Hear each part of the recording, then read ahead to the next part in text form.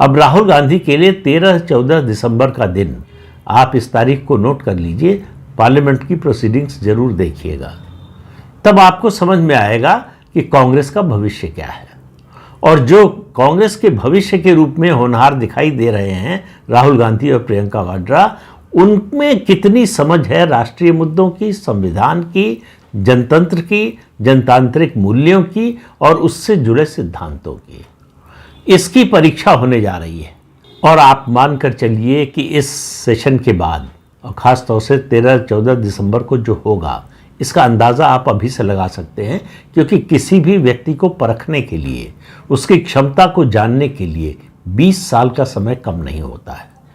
20 साल में राहुल गांधी को जितना आप सब ने हमने देखा है, उससे एक बात तो समझ में आती है कि किसी गंभीर मुद्दे पर उनकी समझ बड़ी सतही और छिछली होती है।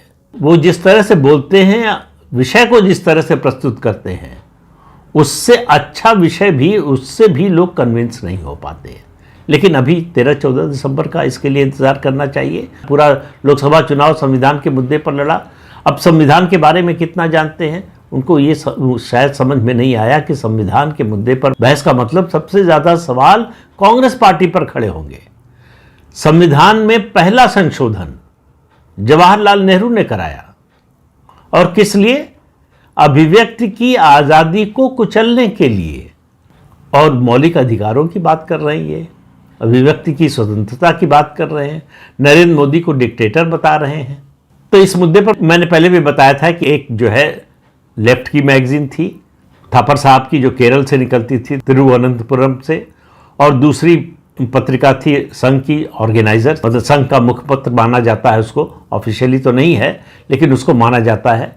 दोनों के खिलाफ, दोनों का पब्लिकेशन बंद करा दिया था, दोनों के खिलाफ आरोप लगाए थे। आरोप क्या था? दोनों में क्या किया था? उन्होंने जवाहरलाल नेहरू की विदेश नीति की आलोचना की थी, सिर्फ इसलिए। सुप्रीम कोर्ट ने कहा कि कोई अपराध नहीं किया है, कुछ गलत नहीं किया है, और सुप्रीम कोर्ट का अंतिम फैसला आए उससे पहले संसद में संविधान संशोधन विधेयक लाकर इस पर रोक लगा दी गई कि सरकार की विदेश नीति के मामलों में इस तरह की आलोचना आप नहीं कर सकते। सुप्रीम कोर्ट ने कहा कि यह बिल्कुल नहीं चल सकता।